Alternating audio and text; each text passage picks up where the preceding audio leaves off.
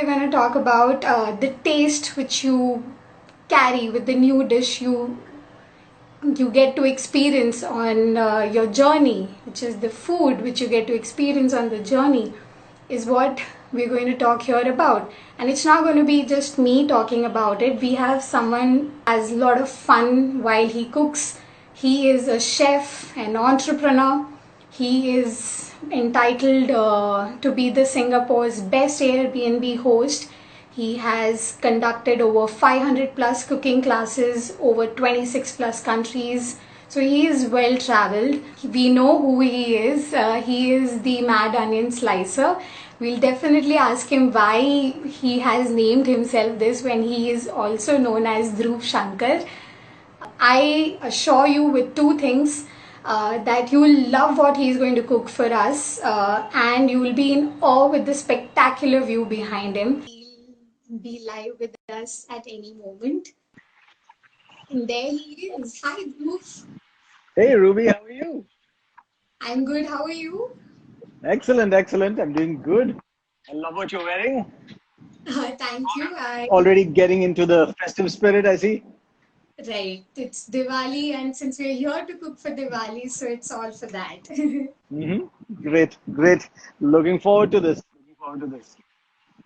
Yes. So, All right. tell us more about yourself, and firstly, what you're going to cook for us.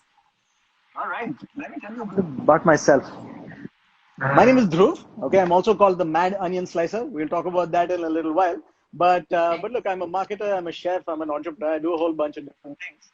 But I I love food. Okay, I'm a former professional chef, and one of my favorite things to do is to stay involved with food in some way or the other. So I run cooking classes. I work with restaurants. I've invested in a couple of restaurants myself.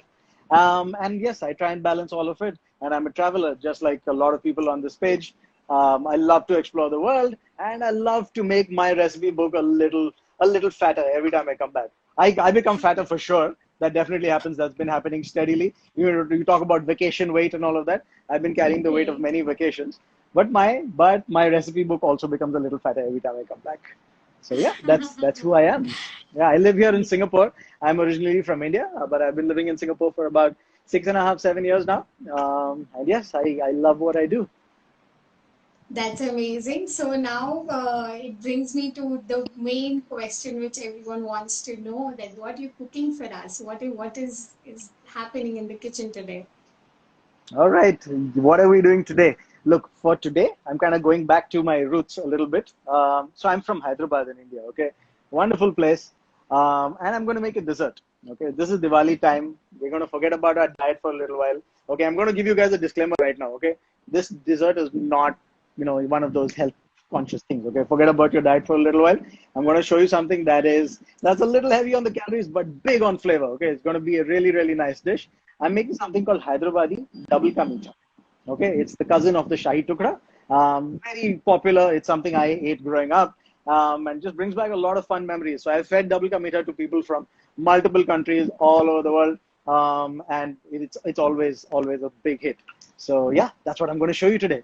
Very close to my heart.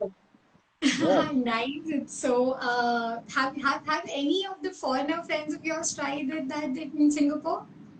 Absolutely, absolutely. So double ka meetha is one of the things I do teach at my cooking class very often.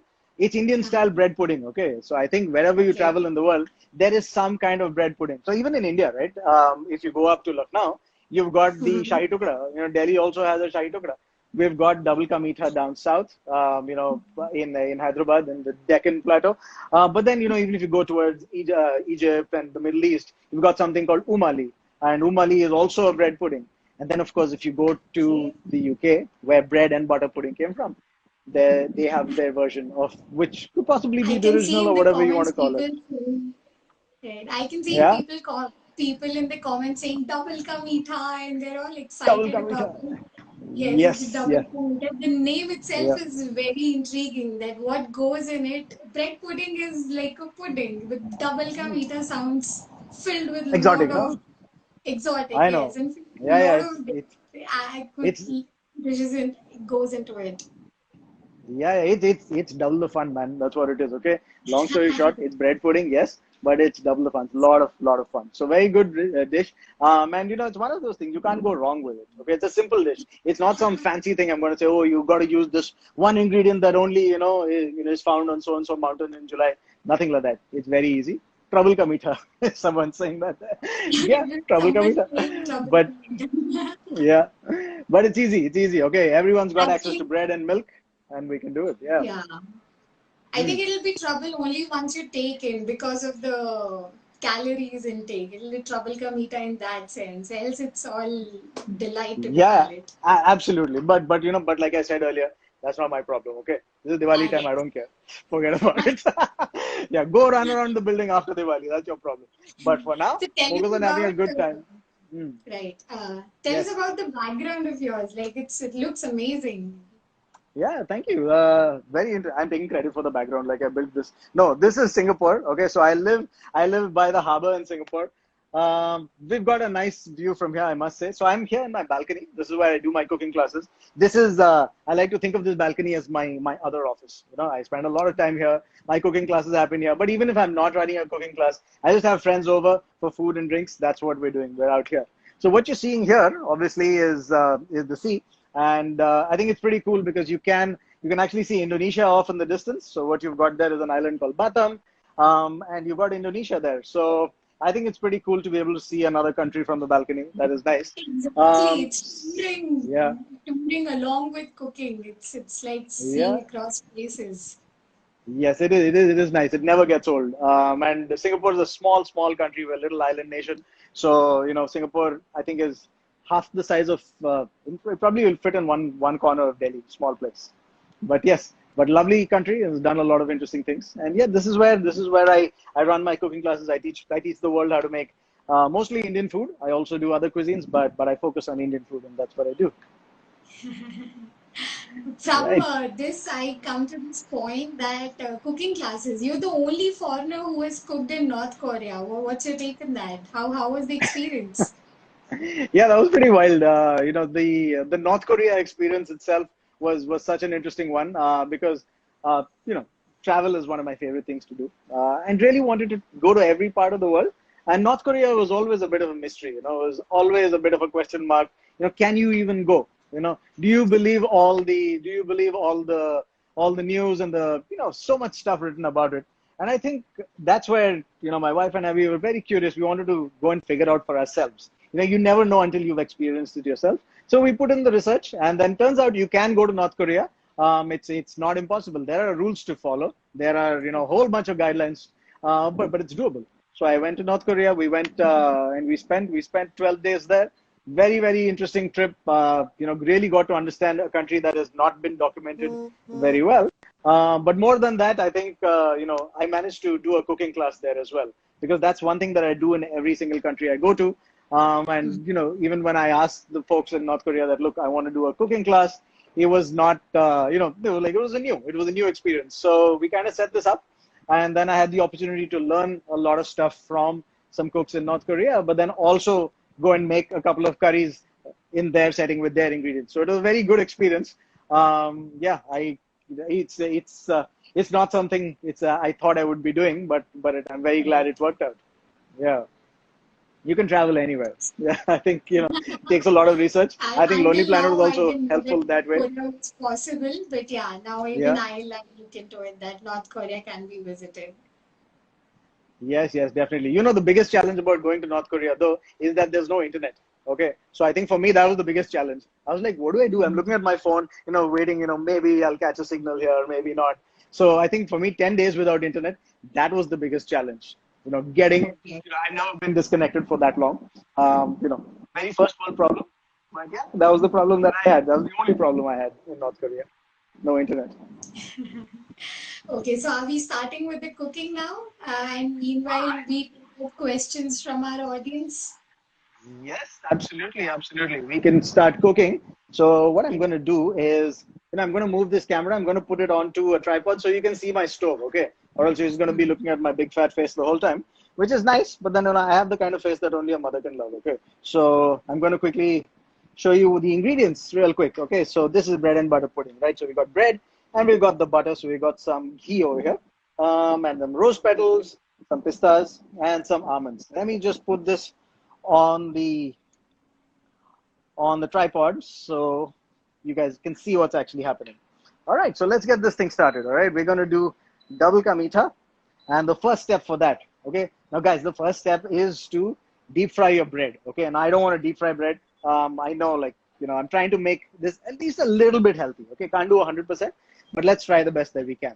So what I'm going to do is I'm just going to dip the bread into some ghee like this, just a light coating, and I'm going to put that there, okay? Now, listen, I'm giving you the warning right now. This is bread fried in ghee, okay? This is not friendly for your diet, but it's going to taste like $1,000,000. All right, let's get that in there. So what bread am I using? I'm using white sandwich bread. Okay, I think that is one of the reasons this thing is called double ka meetha, because in India bread is called double roti, right? So that's exactly what it is. This is literally a double roti ka meetha. That's what we're doing.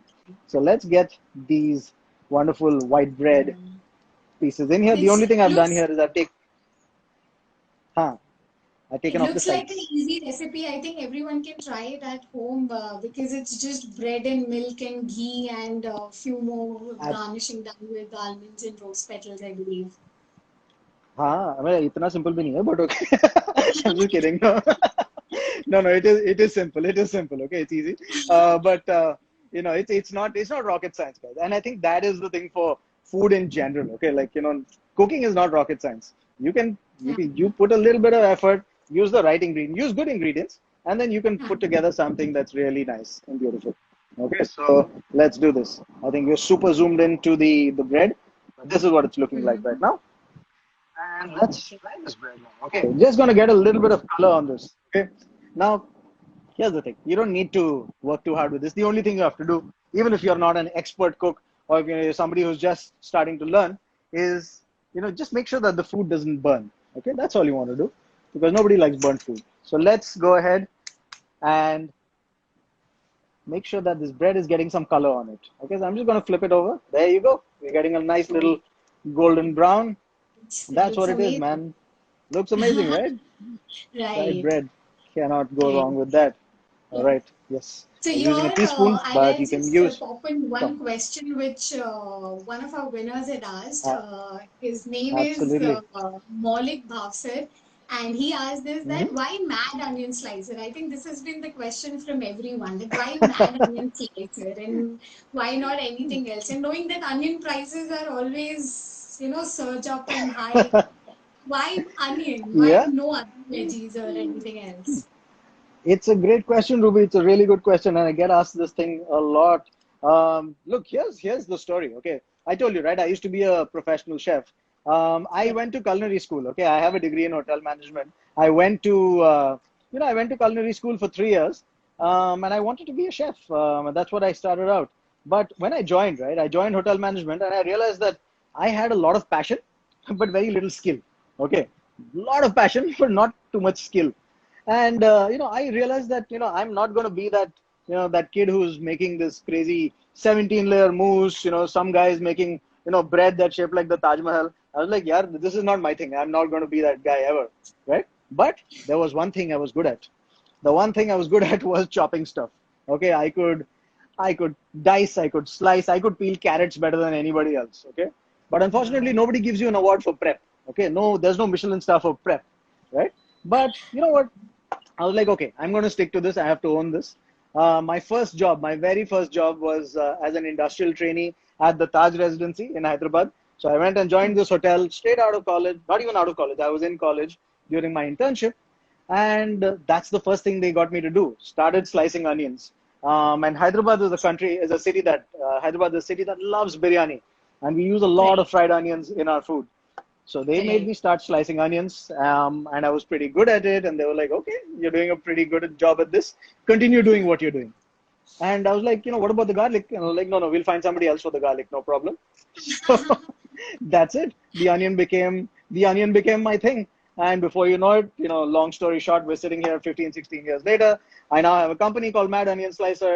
It's kind of my blog and everything like that. So that's why Mad Onion Slicer. I love all the other ingredients too, but onions have something a little special, something a little extra for me.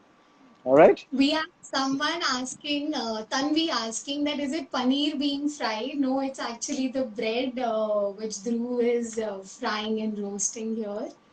Yes. And So this is, yeah, this is yes, white sandwich bread. Okay, nothing fancy. I just went and bought a loaf of bread. I just cut off the sides, and even the sides are not going to be wasted. I'll turn them into right. breadcrumbs for some cutlets I'm making later. But that's it. This is just Mhm. bread. Hmm. Right. So tell us about your Okay. Diwali experience. How Diwali has been for you here when you were in India and now when you were in Singapore. How is it like Diwali for you? Yeah, Diwali is an awesome time of the year, man. It reminds me a lot of home, like just making good food and just, getting together with friends. I think that's what it really is about. So celebrated Diwali here in Singapore with some close friends every year. And I think the idea is the same, right? No matter where you are, if you're able to get your friends and family around you and you're able to cook something that's wonderful and just have a really nice meal and make a really nice, everything, uh, do all the things, light up the house and just have a really festive atmosphere. That's what Diwali is like. It just has to feel like home. So I put up lights just like everybody else. We're trying to do, we have a combination of diyas and some lights, lamps all over the place, and and yeah, that's what it's about. Every year I try and make something nice, really delicious for Diwali, something that my friends are going to enjoy, Mm-hmm. and yes, it doesn't matter which part of the world you're in, because Right. especially if you're making simple stuff like this, you can Mm-hmm. cook it wherever. All right. So, guys, Right. really quickly, we've got a perfectly fried, shallow fried piece of bread. Okay. Now, what else? What else are we going to do? So, It's we're going to just it set this looks aside. good. Looks nice, right? A lot of the time I'm Yes. doing these cooking classes, people like to pick that up and start munching on it. I'm like, hey, calm down. We still have a lot more cooking to do. But You also munch along? no, I don't munch along because if I start eating my own food, then nothing will be left. Okay. So, Okay. these are some badams, okay? These are some almonds, just some almond sliver that I'm going to put in here. Just going to add a little more ghee and we're just going to toast these up. Now, almonds are dicey things, okay? Again, I'm telling you guys, the only thing you need to worry about, or the only thing you need to really pay attention to is making sure that your ingredients don't burn. All right? That's it. I have a little bit of ghee in the pan The already. I'm just going to add a people little more. in the comments saying that the calorie count is just increasing and what do you have to Oh my God, say from that the just calorie. Okay, what do I have to say to them? I'm like, my friends, we're only just getting started. Okay, I haven't even brought out the condensed milk. I haven't brought out the koa. I haven't brought out anything. So yeah, should be prepared. Okay. so how has travel inspired you on your journey of being the mad onion slicer you are right now? Yeah, I think a very big deal. So whenever I travel, I go somewhere, I do, I have to eat local. I'm not the kind of guy who will go and like, eat at like a McDonald's or something like that, even though that is like comforting at sometimes. But like for me, it is about experiencing local food. So I go and find crazy people like myself. I go and find some, another dude who's like equally passionate about food, somebody else who's like going to take people on a tour or something. And I do that. So that's one thing. I definitely have to do a food tour, but then I also always want to do a cooking class. And I found that that is the best way to get to know a place. It's the best way to get to know people. So, that's a really nice thing. And it's just changed the way that I started doing this a few years ago. And now it is the only way I travel. So every time I go somewhere, I come back with new recipes and uh, and that's what it is. You know, the, that's what makes you a really diverse cook. I feel. I've been living in Singapore for some time now. I picked up a lot of local cuisine, so I do a lot of Asian food as well. A lot of Asian inspired, and just in Asia itself, right? Whether it's Singapore, Malaysia, Japan, Korea, everyone's cuisine is so different, right? So that is something that I really try to bring into my food. This brings me to the second question, which Uh huh. our winner has to ask from you is that has the knowledge of food saved you at any place while you've traveled or anywhere at any instance? Meetha ya Arushi Mishra. Yeah, yeah, definitely, definitely. Has the knowledge of food ever saved me? Okay, so I'm married. Okay, and I don't know if anyone else here is married, or if you're in a relationship, or if you have a partner, whatever it is. One thing is very important is to take their opinion and make decisions jointly. Okay, I broke that rule, a few years ago. And just on a whim, right? I completely, on an impulse. Yeah, I showed you, right? I live on an island, man. Okay, I live on an island. Lots of water Yes. around me. I saw a really good deal for a boat a few years ago, online, and I went and bought a boat without telling my wife. Should not have done that. A boat is a big investment. It's like buying a car, or whatever it is, right? A boat is not the kind of thing that you should just go buy. Just because I felt like buying a boat, right? So boat shoes I can understand. Boat, no. But yeah, I did that. And she was not pleased. Okay, she was not very happy about the whole thing. So she was, she had needed some alone time. She said, "No, you know what? Don't talk to me. This is a very big bad thing you have done. You should have at least consulted me. This is the kind of thing we have to talk about." And I could see that she was pretty mad about it. Okay, pretty mad. So what did I do, man? I cooked a really nice meal, and then I had to calm the I had to calm the storm with a really nice meal.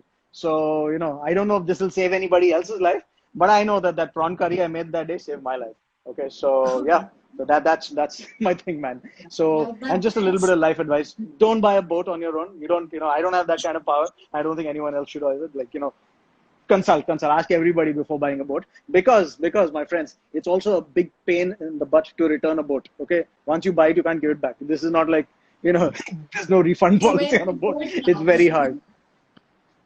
No, I sold it later. We talk about the boat later. I don't. It's Diwali time. I don't want to remind my wife of things like this.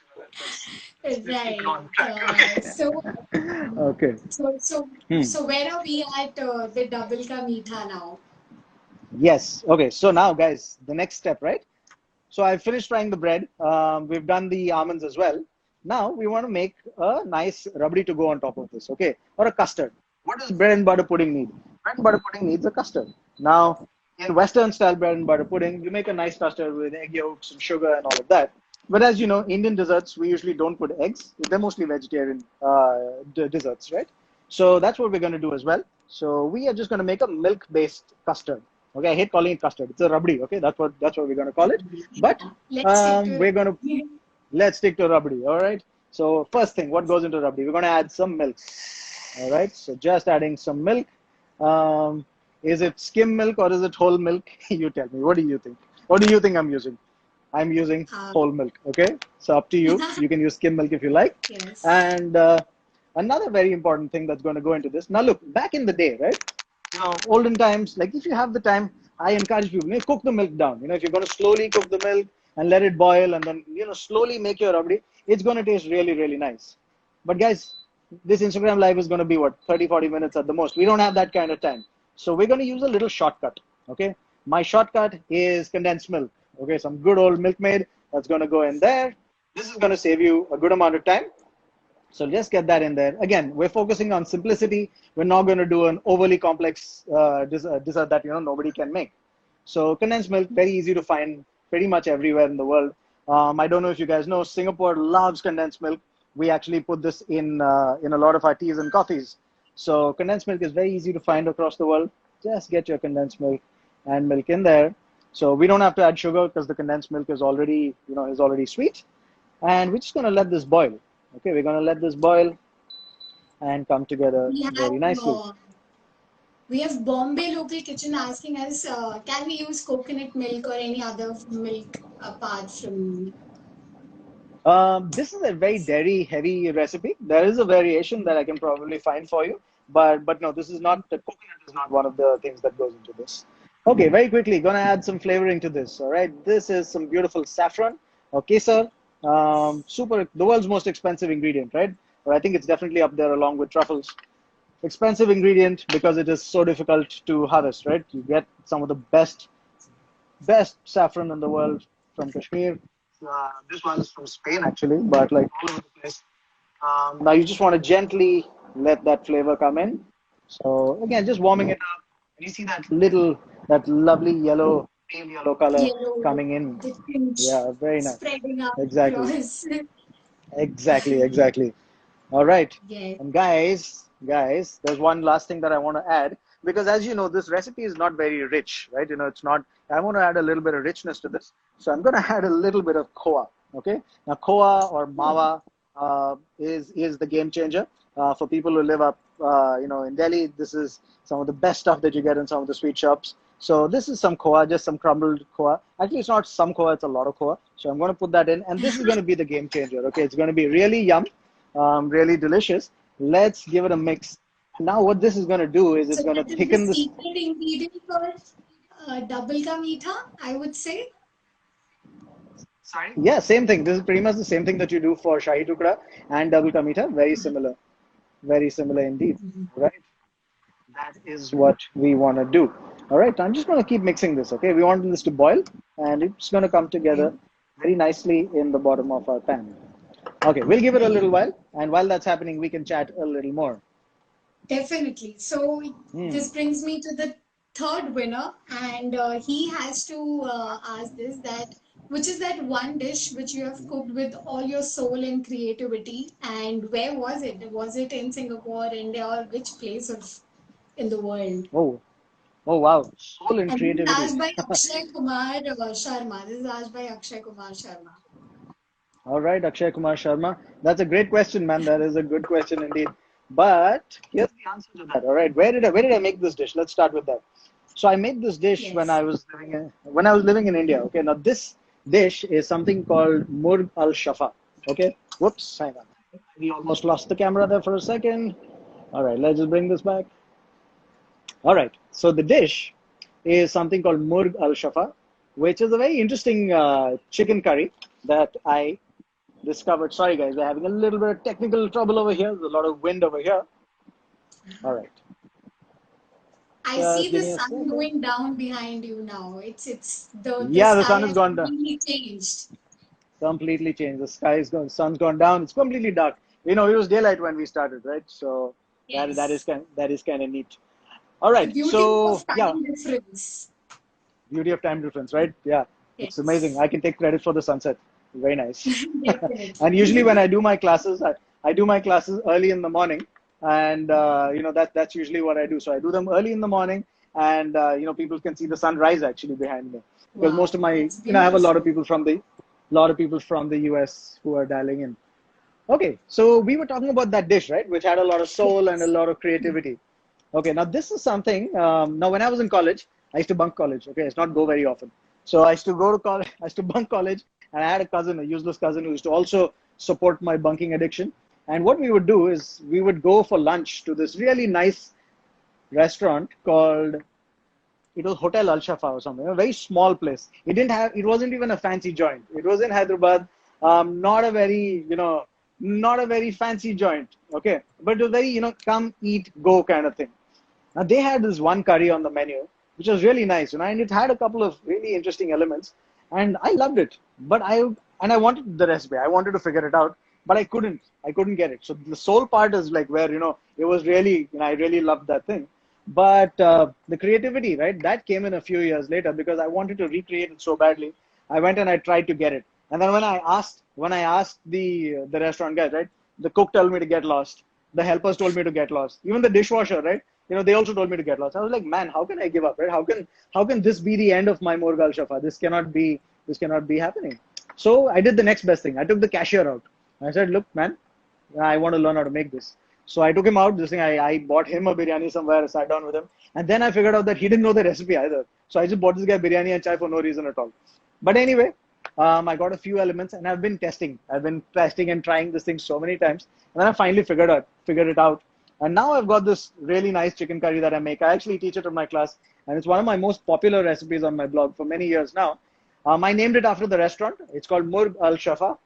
I can send you the link after this, but it's a really nice dish. And every time I cook it, right, I'm taken back to that afternoon where I bunked college, and I'm eating there. I'm worried about two things, right? I'm worried about two things. One is that I bunked college, somebody will see me. The second thing is how do I figure out what's in this thing?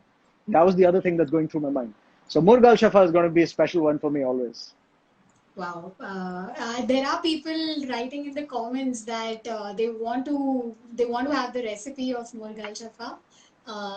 Yeah, sure, And anytime, also guys. double ka meetha. So this video, as it goes, once it's done with the live, we're going to definitely post it, Hmm.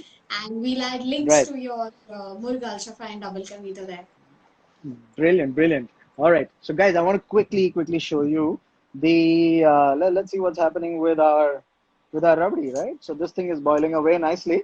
And now you see that that saffron has Yes. has really let its color into the rabdi. And what's happened because of the mawa, right? Because of the koa, is that it has thickened it quite a bit. All right. So now that that's happened, this is ready. So our custard, right? Now, if this was the classic bread and butter pudding, this is what the custard is. Now we have to put the custard on top of the bread. So let me just turn off the heat on this thing, and let's bring this in here. Okay. Just give me a second, real quick. I'm gonna put that there. All right, now you have the bread. What else are we going to do? Now let's flavor this with one last thing. Okay, guys, when we were chatting, one of the things I added to this was a little bit of ground cardamom. Okay, so I put some cardamom powder into this. So it has a little bit of elaichi flavor, and that's what is going on. Okay, so that is all we have added, nothing more. Now let's do this. If someone's going to take a slow-mo shot, this is the time. So we just pour Oh, all of this crazy stuff on top of this. And amazing. honest, and honestly, you can just eat that as it is. That rabdi is so good and so flavorful already. That's a dish on its own. You guys know rabdi and malpua, and rabdi and jalebi, all of that stuff, right? It doesn't look very pretty right now, right? Right now it looks ugly. Let's be honest. Let's be honest, Dhruv. This is not looking very nice, right? Let's fix this. So what do we do with this? Okay, this looks like you just chucked a whole bunch of things. Don't want your food to look like a dog's breakfast. Let's fix this. Okay, what else? What else do we do? How do we give this thing looks and money? Okay, how do we improve its chances in life? Okay, now we got a little. Let's cover it up with the rabdi. Yes, but what else? You remember those badams we fried earlier? We're gonna Yes. get some of those into the Yes, yes. picture. All Let right, me let's get join. those. Let's bring Yes. those in here. Where are these badams? Beautiful, wonderful almonds. So I recommend that you use almonds that are slivered, that are sliced. They're just going to brown up a little nicer. Very nice. Be generous. Be liberal with this stuff. Let's get it on there. This is Diwali. Who the hell cares, right? Chuck it Yeah, all on just top. put all the love in there. All the Add love. every love. Every bit, every Make bit. it All right. double and So, triple kamita. double, triple kamita. That's what it's about. All right. So now we've got our nuts on top. What else? Let's give it a little more look, right? Now we're Right. also going to add some pistas. So I've got some pistachios. Very nice. Pista, green pista. It's going to add a little bit of an element to this entire table. Just give me one second. I'm going to move this. All right. There you go. Generous with the pistas. Okay. Getting a little It bit of looks green coming out. beautiful. Now it looks amazing. It's adding more color to yellow. We have green and brown. Oh, you haven't seen color yet. Wait, wait, wait. I have been searching for these things since yesterday. Now, the last thing that I'm going to put on top of this is an ingredient that I couldn't find at all, and I've been searching since yesterday, but I managed to get this. And these are Green. some wonderful rose petals. Okay, there's a dish that looks grand in every aspect. Dude, you don't even have to be And an the Instagrammer moment for this. You can, you just sprinkled it just made it enhance, double, triple times, I guess. yeah, yep, that's what it's about. And then when you Yeah. present a dish like that, it goes beyond being, you know, it goes beyond being bread pudding, right? Bread pudding is such a basic thing to call it.